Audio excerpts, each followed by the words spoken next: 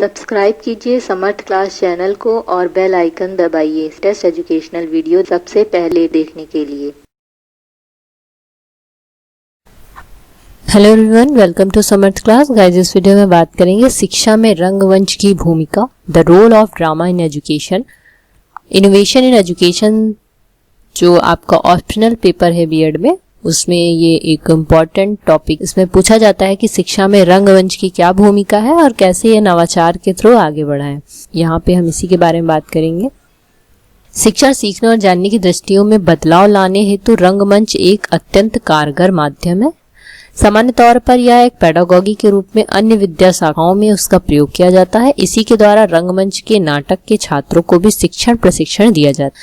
विश्व स्तर पर drama for the school, drama therapy course, theatre pedagogy जैसी योजनाएं चलाई जा रही हैं। या खास बच्चों के लिए ड्रामा थेरेपी है, बहुत उपयोगी सिद्ध हो रही है। तात्पर्य इसका ये है कि एक डिवाइस, इंस्ट्रूमेंट, मीडियम, टूल, एक पद्धति के रूप में रंगमंचीय शिक्षा पद्धति अत्यंत उपयोगी और प्रभावशाली सिद्ध हो रही है। रंगमंच ललित कला का एक संयोगी है जो सजीव और काल्पनिक घटनाओं के अनुभवों को प्रदर्शित करने के लिए कलाकारों का इस्तेमाल जीवंत दर्शकों के सम्मुख एक विशिष्ट स्थान पर रहते हैं। कलाकार इन अनुभवों को शारीरिक मुद्राओं, भाषण, गीत, संगीत, नृत्य के माध्यम से दर्शकों को संप्रेषित करते। यह एक ऐसा मंच है जो नई नई रणनीतियों, नए नए उद्देश्य को तय करके आगे बढ़ रहा है, जिससे रंगमंच का उपयोग एक शैक्षिक हथियार के रूप में किया जा सके। अर्थात यह एक ऐसे अंतःक्रियात्मक रंगमंचीय अभ्यास करवाता है जिससे विद्यार्थियों को शिक्षण प्रक्रिया में सहायता मिल सके। तो यहाँ पे रंगमंच के द्वारा ड्रामा के थ्रू एजुकेशन से रिलेटेड लोगों को एजुकेट किया जाता है। ऐसे टॉपिक से रिलेटेड एक नाटक बनाया जा सकता है जैसे उससे कोई उद्देश्य हो और उससे कोई शिक्षा मिल रही हो, कोई मॉरल टीचिंग लाइक। तो वहां पे ये रंगमंच की भूमिका के द्वारा शिक्षा में एक नई शुरुआत या नया नवाचार हो रहा है। शिक्षा में जो रंगमंच की भूमिका की शुरुआत ब्रेन वे के रंगमंच के केंद्र 1953 में हुई थी, जो कि बाद में गार्डन वैलेंस के साथ मिलकर शिक्षा में रंगमंच की शुरुआत की गई। जैसे बेलग्रेड थिएटर कॉवेंट्री की स्थापना 1965 में हुई, वहीं पे ITE शिक्षा में रंगमंच की शुरुआत 1965 में ब्रिटेन में हुई है, जिसमें मोनिका पेंडरगास्ट तथा जूलियाना सेक्सटन का योगदान मुख्य रहा। रंगमंच की आवश्यकता क्या है? यहाँ पे देखेंगे आप, परंपरागत रूप से सीखने पढ़ने की शिक्षण प्रक्रिया का अंग माना जाता रहा है, किंतु इसमें विद्यार्थियों को सृजनशीलता का विकास नहीं हो पाता। तो यहाँ पे रंगमंच की भूमिका के द्वारा, मतलब रंगमंच के द्वारा लोगों में क्या होता है, क्रिएटिविटी डेवलप होती है। और क्रिएटिविटी से डेवलप की हुई जो भी चीजें वो सीखते हैं वो ज्यादा इफेक्टिव होती है और स्थायी होती है। तो वहां पे जो सीखना होता है बहुत ही आनंदपूर्ण और उत्साहवर्धक होता है। शिक्षा में रंगमंच की विशेषताएं क्या हैं? पूरे रंगमंची प्रक्रिया के दौरान स्पष्ट शैक्षिक उद्देश्य चलना चाहिए, क्योंकि जो आपने उद्देश्य बनाया उसी के थ्रू वो रंगमंच बनाया जाएगा। मंचन छोटे हो या अभिनय करता कई तरह के अभिनय करने में सक्षम हो। यहाँ पे जो रोल जो प्ले कर रहे होंगे उनको जो किरदार दिए जाते हैं, जो रोल दिए जाते हैं वो छोटे छोटे होने चाहिए और हर तरीके के रोल उनको आने चाहिए। कम खर्च का कार्यक्रम बनाना चाहिए जिससे छात्र ही संगीत के यंत्र बजा सकते। इसमें मजबूत नैतिक संदेश निहित होना चाहिए। कोई भी जो संदेश दिया जा रहा हो वो मजबूत होना चाहिए। कोई एक मॉरल जो वहां से एक जो स्टोरी से जो एक कंक्लूजन निकलता है वो एक अच्छा कंक्लूजन होना चाहिए, प्रकृतिजन्य होना चाहिए। कार्यक्रम बहुत बोझयुक्त नहीं होना चाहिए, छोटा होना चाहिए, ठीक है। और ऐसी भाषा का यूज होना चाहिए जैसे कि वो सबके द्वारा समझी जा सके। शिक्षा में रंगमंच का उपयोग कैसे करें? अब यहाँ पे क्या होता है, कैसे इसका यूज किया जा रहा है और कैसे करें हम लोग। तो इसके संगठन में एक सार्थक अर्थ होना चाहिए। इसमें किसी निश्चित क्षेत्र और निश्चित उम्र की सीमा के लोगों को लक्ष्य पर कार्यक्रम होना चाहिए। ये एजुकेशन से रिलेटेड होना चाहिए, लोगों की एज के अनुसार होना चाहिए। ऐसी कहानियों को जोड़ा जाए जैसे कि उनको समझ में आए, उन कहानियों से कोई ना कोई शिक्षा मिल रही हो। यहाँ पे वयस्क उम्र वालों के लिए ऐसी प्रक्रियाजन्य क्रियाएं जोड़ी जाए जिससे विशेष आवश्यकतापरक बातों को सीखा जा सके, जैसे अभिभावक गुणों का विकास कैसे हो, रोजपरक कार्यक्रम कैसे हो। रंगमंच का शिक्षा में योगदान किस तरीके से? शिक्षा के ज्ञान के अन्य स्थानीयकरण विधियों का उपयोग करना चाहिए, जिससे विशेष रूप से सिर्फ व्याख्या विधि की जगह शिक्षक विषय में एक कलाकार के रूप में नाटक के माध्यम से सरल तरीके से समझा सके। शिक्षा में रंगमंच के द्वारा विद्यार्थियों की बौद्धिक परिपक्वता का विकास किया जाएगा, क्योंकि क्रिएटिविटी यहाँ पे बढ़ती है, बच्चे करके सीखते हैं।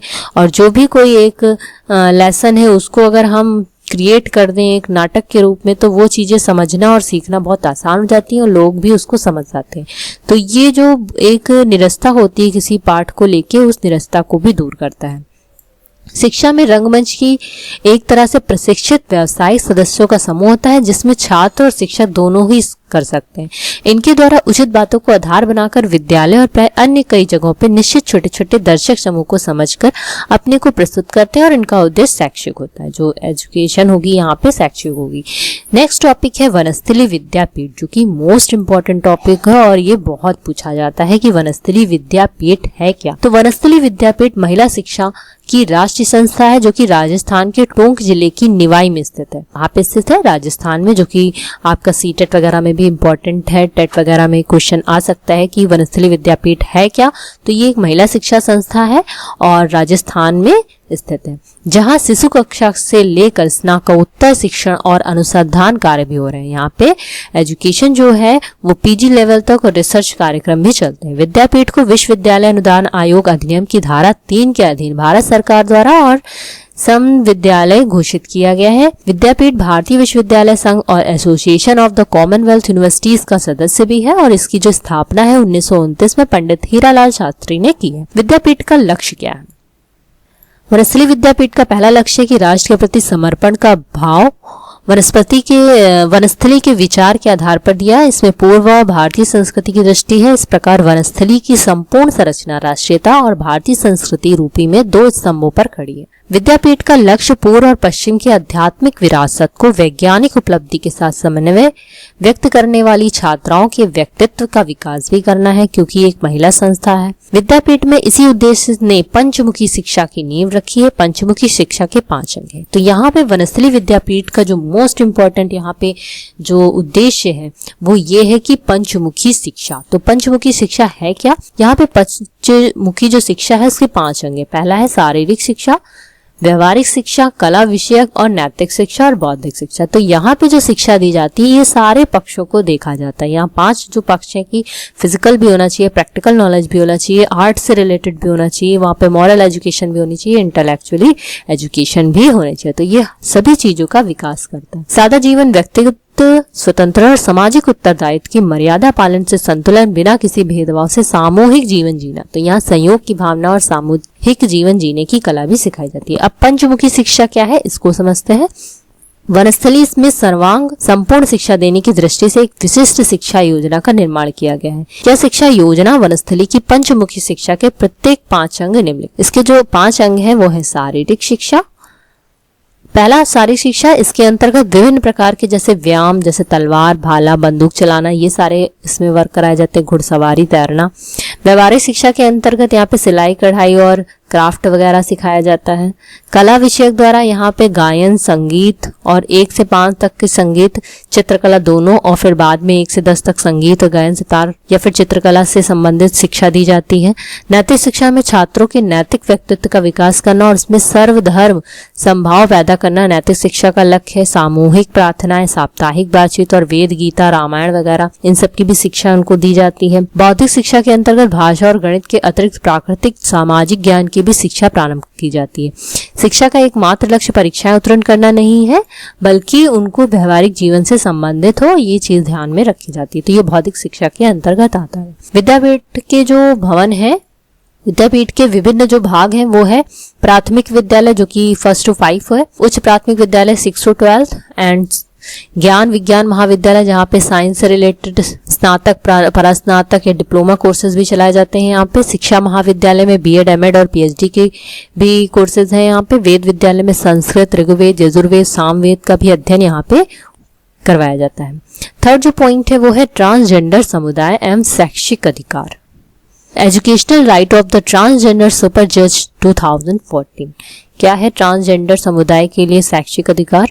ट्रांसजेंडर व्यक्ति लैंगिक आधार विभिन्नता के रूप में होते हैं, जो लोग उन्हें प्राकृतिक रूप से प्राप्त होते हैं, इसलिए इन्हें कभी कभी ट्रांससेक्सुअल भी कहते हैं।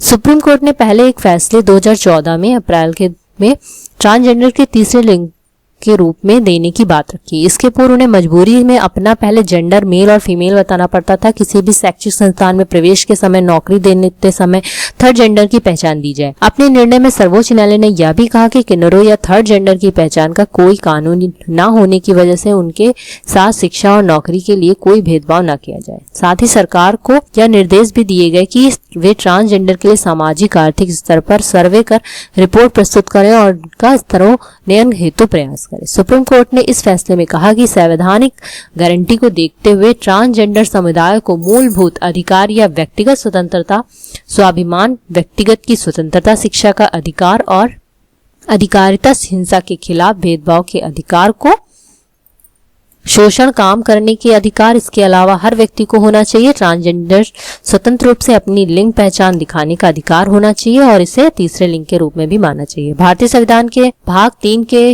निम्न अनुच्छेद 14, अनुच्छेद 15, अनुच्छेद 19 के अकॉर्डिंग इनको संरक्षण प्रदान किया गया। तो पहले ट्रांसजेंडर को बहुत ही कलंक के रूप में देखा जाता था। अब इनको जो सरकार के द्वारा एक जो नियम बनाया गया उससे उनको काफी ज्यादा लाभ हुआ है और उनको कहीं न कहीं लाभ पहचाने और उनका सशक्तिकरण करने का भी प्रयास किया जा रहा है। इस विधेयक को 20 जुलाई 2016 को मंजूरी भी प्रदान कर दी गई है।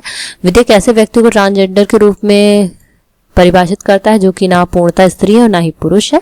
स्त्री एवं पुरुष के संयोजन है। जन्म के समय लिंग का समानुदेशित लिंग से मेल ना खाना। इस विधेयक द्वारा व्यक्तियों को अपनी पहचान हेतु प्रमाण पत्र करने का अधिकार होगा। ऐसे व्यक्ति अपने पहचान प्रमाण पत्र के लिए जिला मजिस्ट्रेट को आवेदन कर सकते हैं और अवयस्क हेतु आवेदन पत्र माता पिता या संरक्षक द्वारा किया जाएगा। यह विधेयक ट्रांसजेंडर को शैक्षिक संस्थाओं में प्रवेश लेने, स्वास्थ्य सेवाओं के लिए या फिर सुनिश्चित किया जाएगा कि उनको कहाँ पे लाभ दिया जाए। इस विधेयक के पारित होने पर सरकार और निजी संस्था रोजगार के मामलों में साथ साथ भर्ती की प्रोन्नति आदि में भी ट्रांसजेंडर व्यक्तियों को भी भेदभाव से रहित होकर उनको भी मौका दिया जाएगा। सरकार द्वारा ऐसी कल्याणकारी योजनाएं तथा कार्यक्रम का निर्माण किया जा रहा है जिससे ट्रांसजेंडर को संवेदनशीलता बढ़े। ट्रांसजेंडर से बिना भेदभाव के सरकारी और निजी क्षेत्रों में प्रोन्नति भी की जाएगी। तो ये हमारा था ट्रांसजेंडर के लिए जो विधेयक बनाया गया है। तो आई होप आपको समझ में आया होगा कि कौन कौन से टॉपिक हैं जो इनोवेशन इन एजुकेशन में इम्पोर्टेंट है। सबसे पहला आपका जो है कि ड्रामा इन एजुकेशन कैसे रोल प्ले कर रहा है इनोवेशन से रिलेटेड, और नेक्स्ट आपका नवरस्थली विद्यापीठ में पंचमुखी विद्यापीठ मोस्ट इम्पॉर्टेंट है, और नेक्स्ट है आपका ट्रांसजेंडर जो विधेयक है और कैसे उनको सुविधाएं प्रदान की जा रही हैं सरकार के द्वारा। तो ये सारी चीजें एग्जाम से रिलेटेड बहुत इंपॉर्टेंट है, बीएड में बहुत पूछा जाता है। आई होप आपको समझ में आया होगा। तो अगर वीडियो आपको अच्छी लगी हो तो इसे लाइक कीजिए, शेयर कीजिए, चैनल को सब्सक्राइब कीजिए। Thank you so much.